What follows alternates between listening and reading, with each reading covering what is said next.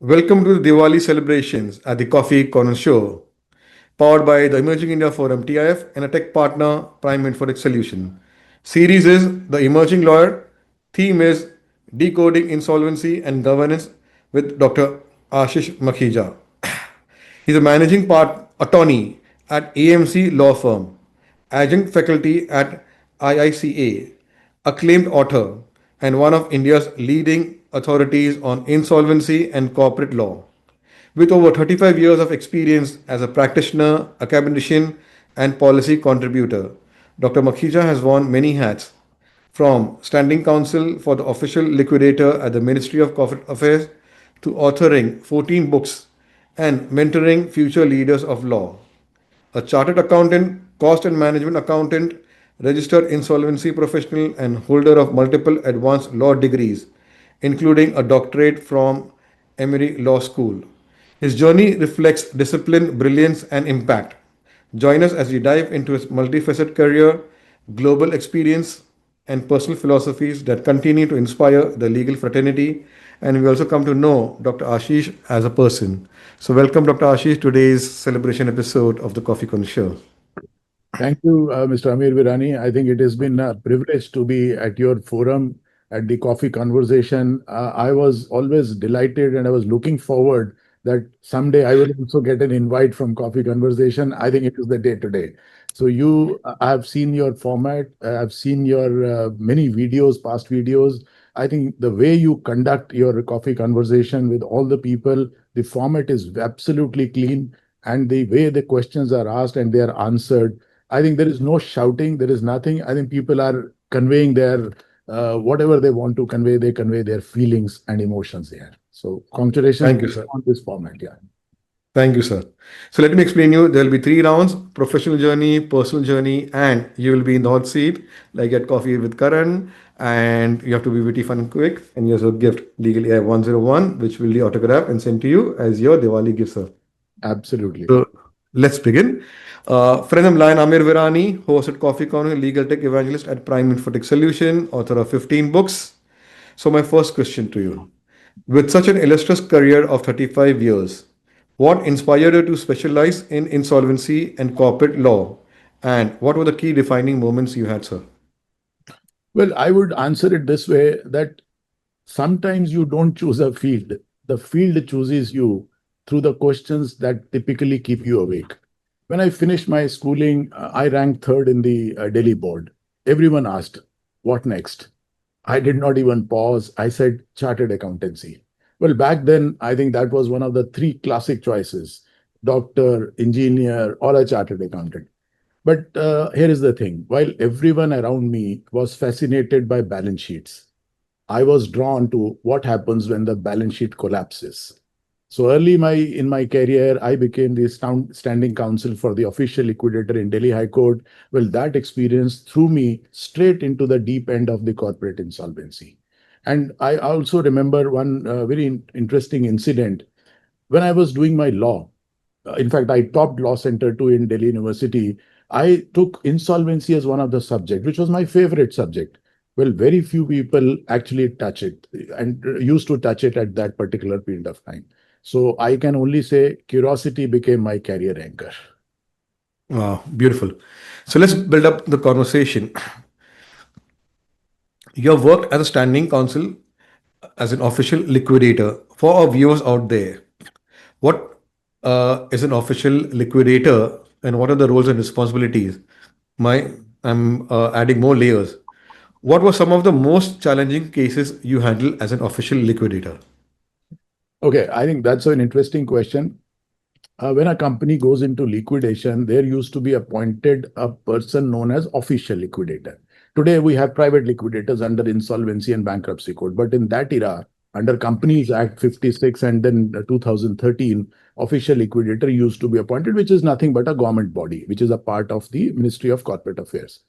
Well, as far as the case is concerned, I am reminded of one very important thing during my entire legal practice and also as a standing counsel for the official liquidator, that behind every file, there is a heartbeat.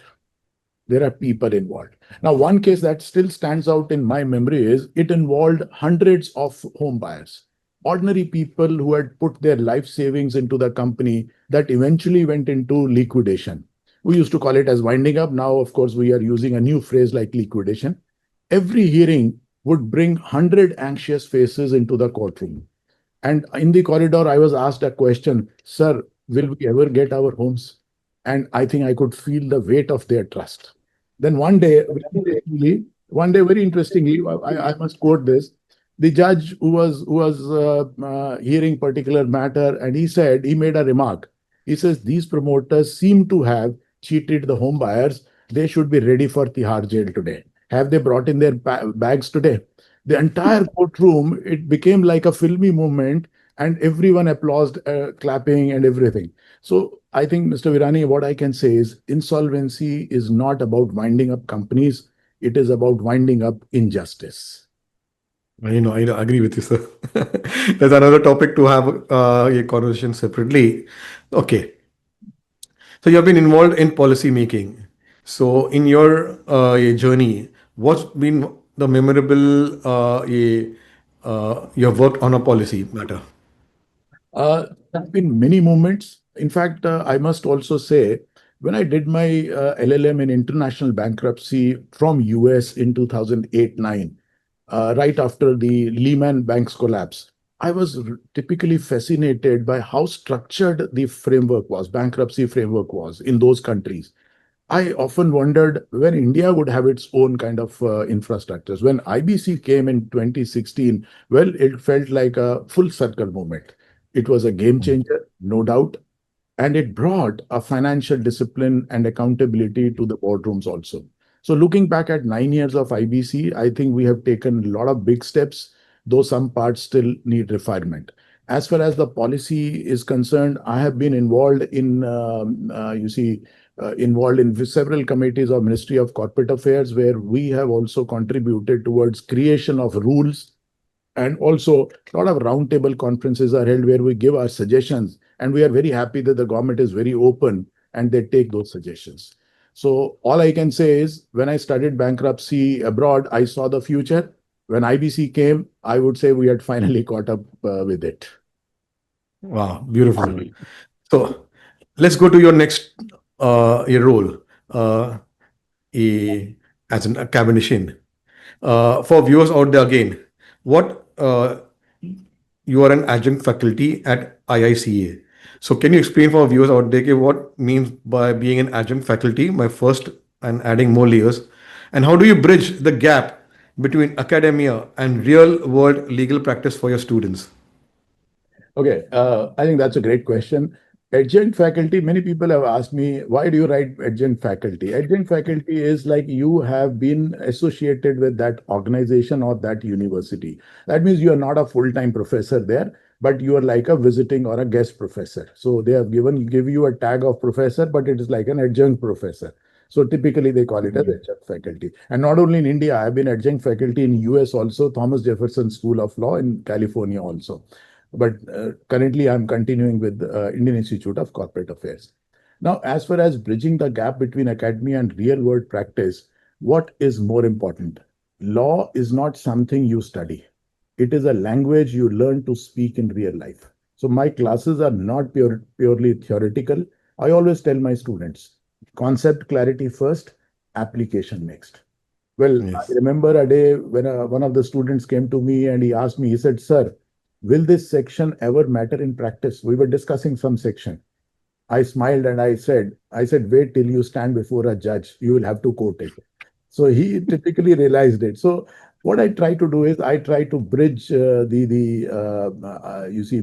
it in every lecture, bridge a build from textbook to courtroom. So that is what the advantage is.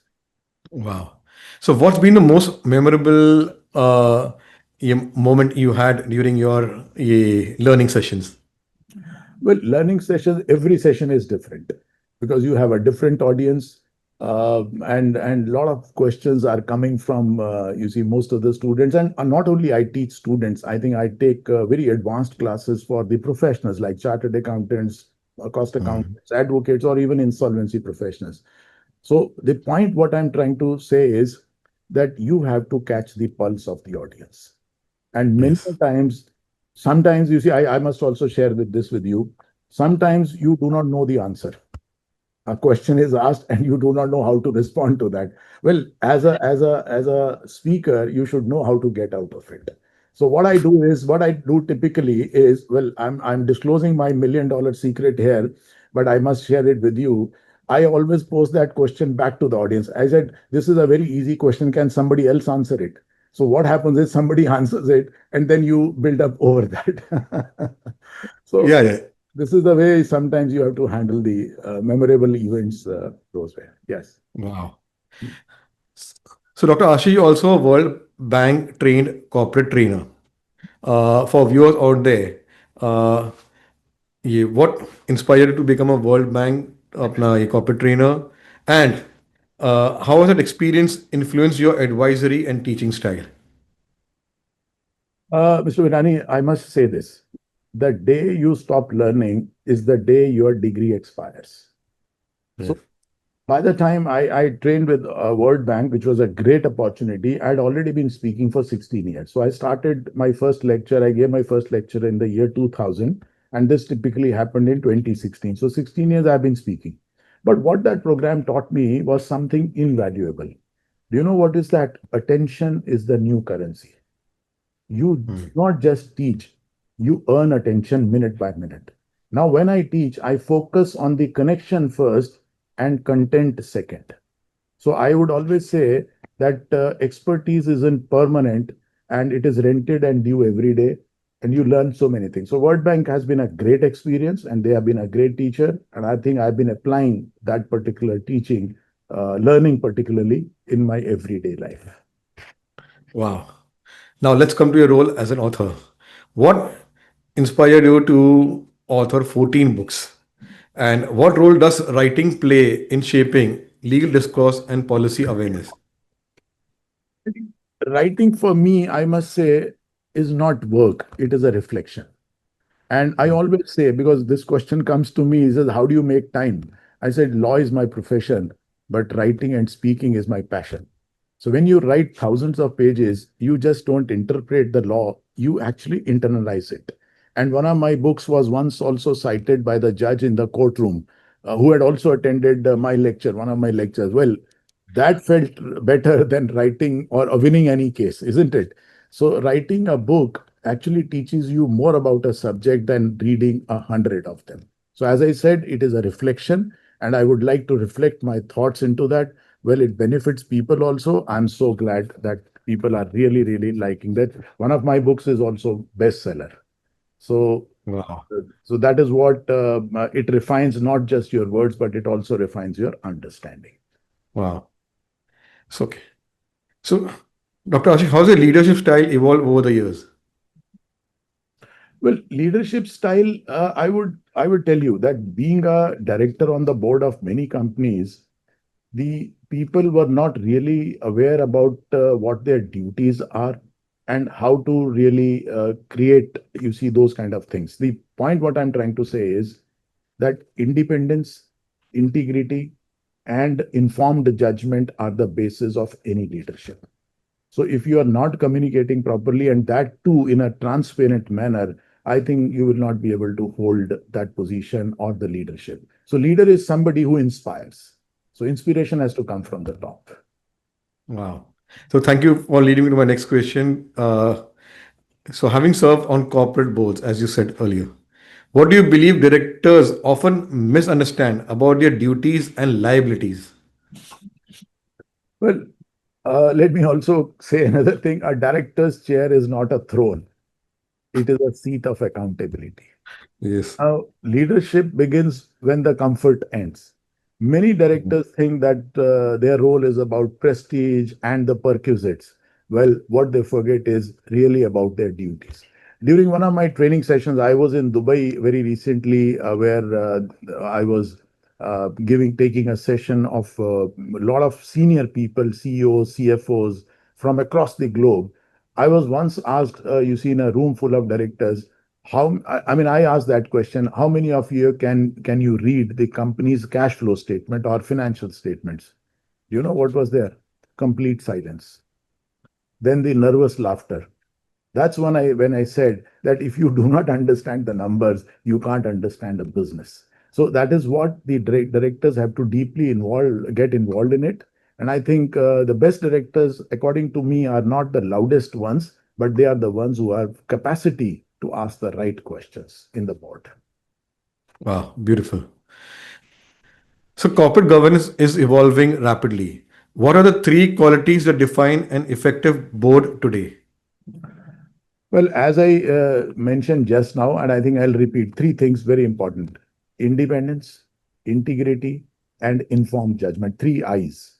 So one has to thinking independent in thinking, right? So you may be independent, but whether your thinking is independence or not. Second is integrity. Ethical board is the most important thing. And third is the informed judgment based on communication, based on transparency, which are the glue which typically hold that together. So boards rarely fail because of bad people. They fail because the good people do not ask questions. They stay quiet. So this is something which very is very important. So I would, if you ask me two things, in fact, you asked three things. Let me curtail Yeah, it. so please. Transparency and courage are the two strongest shields that a board can hold. Yes. Oh, beautiful. So now AI is everywhere. How do you see AI impacting insolvency law? I think that's a great question which you have asked, and I think it's very close to my heart. Uh, well, I must tell you, I've been involved in some AI projects now. AI is very dangerous if you do not use it properly. But if you use it properly, I think it is your assistant. They are not your masters. They are your Mm. assistant. So people really have to realize this. They need to be trained. They have to become how to use AI. So in insolvency, what is happening? Well, in law, when you read a judgment running into 300 pages, 200 pages of Honorable Supreme Court, what do you want to know? What are the facts involved? What are the issues which the Supreme Court has dealt? And what is the ratio of this case? Ratio means what is the reasoning behind that judgment? Now, finding out these three things from a 375-page judgment is a Herculean task.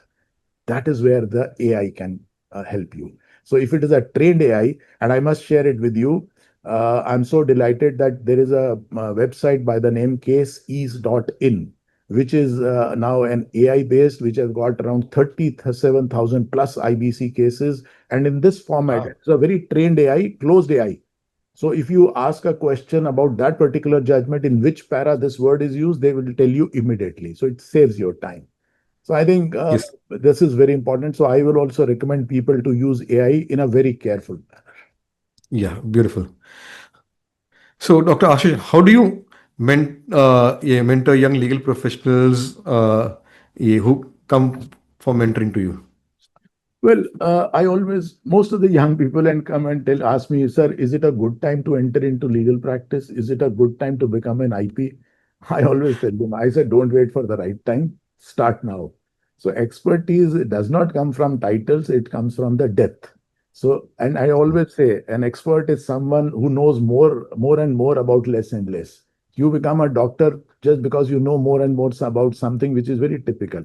So read beyond headlines. That is what my suggestion to the young lawyers will be there.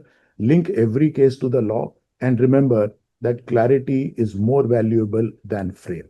And start now. So no time is a good time. Every time is a good time. Wow, beautiful. So, my last question for your professional journey round: with insolvency and bankruptcy, laws have become dynamic. How do you keep yourself adaptable? Well, that's again a very great question because laws are very dynamic and particularly IBC, which is evolving from you see day to day basis. So here, what I typically do is that I read case laws on a regular basis. I read newspapers, particularly the financial newspapers, and I keep myself updated. When I passed my chartered accountancy and also law, one of my mentor, do you know what he told me? He said, Ashish, you have become a chartered accountant, you have passed that examination, you will be called a chartered accountant. But you will remain a chartered accountant if you keep learning and updating yourself. That line, Yes. Mr. Virani, I must tell you, it has stayed with me for 35 years. So continuous Beautiful. updation is absolutely important. and people have to really understand this. And I always mention one more thing, that don't be a WhatsApp headline reader, because I'm a part of around 40, 50 insolvency WhatsApp groups. A lot of news items circulate, but I don't read them. I go to the depth and I understand that particular case law.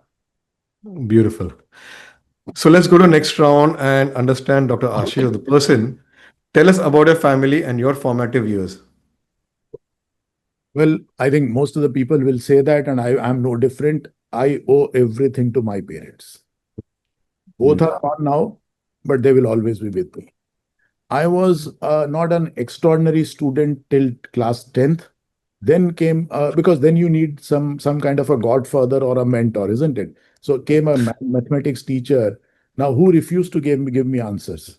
He says, I will give you only questions and I will train you how to find answers. So that Mhm. one teacher, typically, I'll tell you, he flipped a switch. You know what happened with that? I scored 100% marks in mathematics in 12th standard CBSE, and CBSE gave me a gold medal for that. And I owe that gold medal only to that person. And journey did not stop. I was a rank holder in my chartered accountancy, and I was a college topper in my law center too in New Delhi. So that journey always starts in a classroom. So good teachers Very give answers. They teach you how to find them. I think my parents have done that, and my teachers have done that. beautiful. So you're a passionate golfer.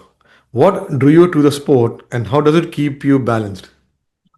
Well, I think this is very interesting.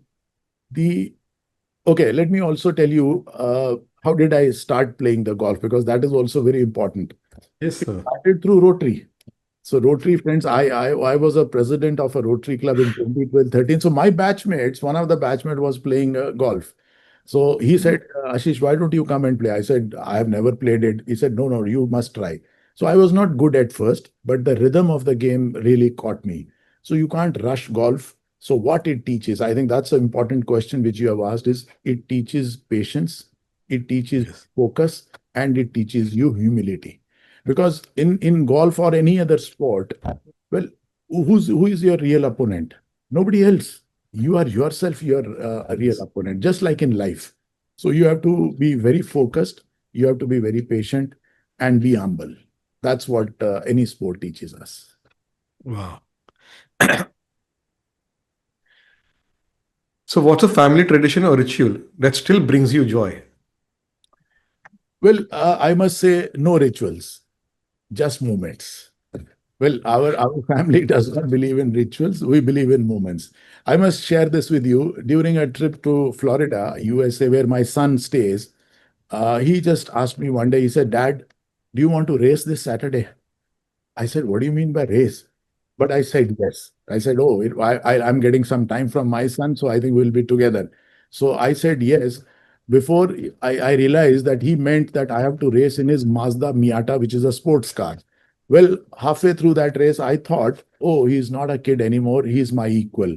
So I think the parenting is when students start teaching you, not you love it. So I think the moments are very, very important in a family moment. Whether you are having a dinner together, whether you are Yes. celebrating a festival together, I think those moments you must capture. Rituals are not important, according to me. No, no, beautifully put, sir. So outside of law and golf, was it hobby or activity you absolutely love? Well, outside law and golf, I would say travel, but not like Mhm. a tourist, like a traveler. So I love, and my family, of course, would love to discover the corners where no one goes, local food, unexpected conversations, new ways of thinking, and go to places which are typically unexplored. So I always believe that the best journeys are the ones that do not go as planned. So we typically plan it out, but we don't plan the whole day. Like 1 minute we have to be there, second minute we have to be there, we have to touch this spot. We don't do that. So we play by the rules, or not by the rules of the game, but as the day progresses. So So travel. in your travelogue, which has been the most memorable in terms of the culture, the places, the food? Well, every place is different and it stands out. So picking up one place is not a good idea, but yes, I would say in India when I visited the Lakshadweep, I think those were the memorable moments. It is so beautiful that it still stays with me, and I always feel like I'm sitting on the sea and enjoying that warmth. Also, the sun and the sea joining together. I think those are the few moments. And recently, we traveled to England. We our whole family. And we spent together time for 15 days. So starting from London, going up to Edinburgh, I think that was again a memorable experience. Wow. So if your friends had to describe you in 3 words, what would they say? Well, I think this question you have to ask to my friends. Mhm. But typically, yes, I think probably they will say that I have their back, open-mindedness, and which is, I can say, anchored in values. So we believe in ethical relationship, and we stand for each other whenever the need arises. Wow. Beautiful. Okay. Do you have a favorite book or film that you keep going back for the memories or the comfort or the learnings? I think I what the book which I can recommend to everyone and which I love reading it is Simplicity by Edward de Bono. And I remember one line which always caught my attention. Why is simplicity such a long word? So he has actually created that. Why would you go into the complex mode, and why can't? And law is very complex, isn't it? You read any law, it is always in a circuitous language. So I always tell the people, the drafters, I said, why can't you create simple law? So Simplicity is the book which I would recommend, and I also go back. And as far as my favorite movie is concerned, I would say a 1974 classic movie, The Towering Inferno. I think, any Hollywood movie, how long it is? Typically for 1 hour, 1.5 hour, not more than 1.5 hour. This movie is for 2 hours, 45 minutes of courage and Mhm. resilience. So this is something which has always caught my fancy. Wow. Beautiful. So my last three questions are reflective and messages. What legacy would like to leave behind? Well, I would simply say that as far as the legacy is concerned, people should remember that the person was down to earth, guided by principles, and always learning. So I think these are the three things. Stay grounded while you rise. These are the few words which I would like to leave as a message to the world. Beautiful. So since you're celebrating Diwali, what message would you like to give to our viewers out there? Well, I think Diwali is a major festival, and I would typically would like to take a moment to wish everyone a very happy Diwali. The festival isn't just about lights; it is about lighting up lives. So I think this season should bring each one of us a new energy, good health, and moments that genuinely make you smile. So happy Diwali to all. Wow.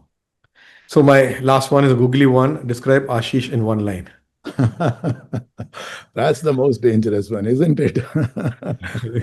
I would you see I was wondering that how you can answer that. Well, I would say ambition is powerful, but humility keeps it human. So I am a very humble person. Beautiful.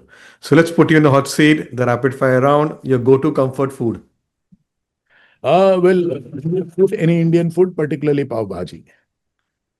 your favorite color, Well, it is going to be blue. favorite sport apart from golf, I love watching cricket and also soccer. your dream travel destination. That would be Italy, undoubtedly. Wow. A quote or mantra you live by. Well, the quote, as I mentioned, stay grounded while you rise. So that is what is the quote which I can give you. Wow. You're a morning person or night owl? Both. Wow. Your favorite international cuisine? Favorite international cuisine is, I would say, the Mexican cuisine. I really love that because of the spices. Wow. Tea or coffee to recharge? Well, definitely coffee. Yeah, the coffee shows the messages. Absolutely, absolutely. Cheers. Yes, thank you. And you did well. And here's your book. Oh, If you thank got you it, I so will much. send to you. Thank you So, so much. as we conclude this conversation, one thing is clear. Dr. Ashish journey is a testament to discipline, lifelong learning, and service to both law and society. From shaping corporate policy to guiding future lawyers, he has left a lasting impact across multiple domains. His story is not just about legal brilliance, but also about balance, resilience, and passion beyond the courtroom. So thank you, Dr. Ashish, for sharing your insights and experiences with us. To audience out there, may this dialogue inspire you to pursue excellence with integrity, both in your profession and in your life. And subscribe to Coffee Corner Show, where there are 500 plus coffee speakers who have shared their professional, personal journey, and watch, get implement in your life. You will see a lot of changes. And we meet with another coffee speaker, continue conversation, a cup of coffee. So take care. Thank Right. you. Thank you so much. Thank you. It was a pleasure to be here.